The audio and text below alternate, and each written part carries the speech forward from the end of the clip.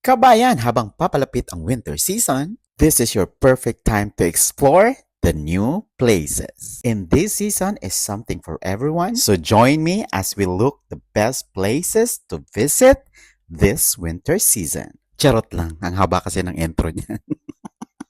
So ayan na nga, lumabas ang aming team papunta ng Saudi Arabia. So apat na naman kami magkakasama, yan yung mga kasama namin sa Qatar, si Ate Annette, ang tita ng bayan.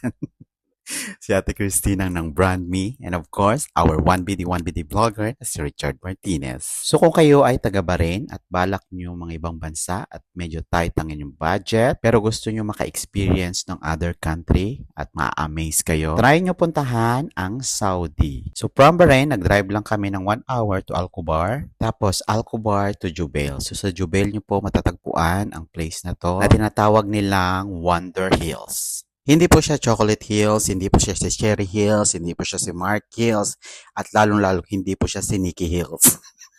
Siya po ay Wonder Hills. Pero alam niyo ba mga kabayan na mula ba rin hanggang sa lugar na yan, hindi man lang umabot ng 30 BD or 20 BD ang magagastos nyo? Oo, sobrang mura lang talaga. Medyo mapapamahal ka lang kung wala ka pang Saudi visa kasi ang Saudi visa is 50 BD, good for 1 year. Pero kung may Saudi visa ka na at plano mong pumunta sa lugar na yan, medyo less na yung magagastos mo kasi yung nagastos lang namin bawat isa, mga 20 BD lang or less. Lagi niyong tandaan sa lawak ng mundo na ginawa ng Panginoon, sana kahit isang beses lang na bansa, may mapuntahan kayo. Ito ulit si Alican.bh, laging tandaan, laging alerto kung saan may bago para sabay sa uso. Bye-bye you!